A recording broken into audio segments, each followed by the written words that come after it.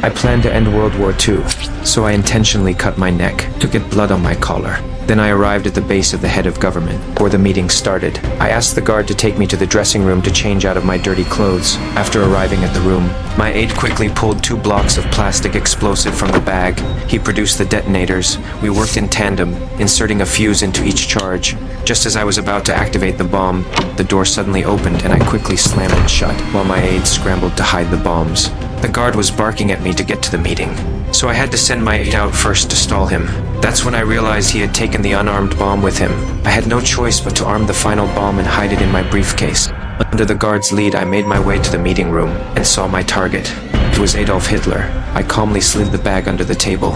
At this range, the blast would be lethal. Just then, my accomplice rang the telephone. I used the call as an excuse, an urgent matter, and slipped out of the room. Soon a massive explosion ripped through the air. The devil had to be dead. I immediately jumped into my car and sped away. The next step was to topple the Nazi regime, so I boarded a plane for Berlin. But when I landed, my co-conspirators were frozen in fear, hesitating to launch the coup. I screamed at them. I saw the explosion myself!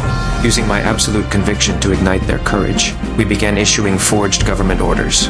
Then we tricked the high-ranking officers, taking control of the SS units.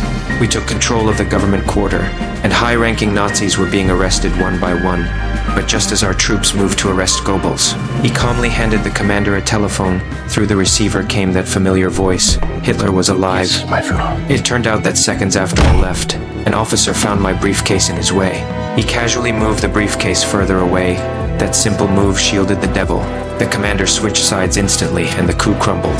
My conspirators were arrested and brutally executed one by one. Finally, I was dragged before a firing squad.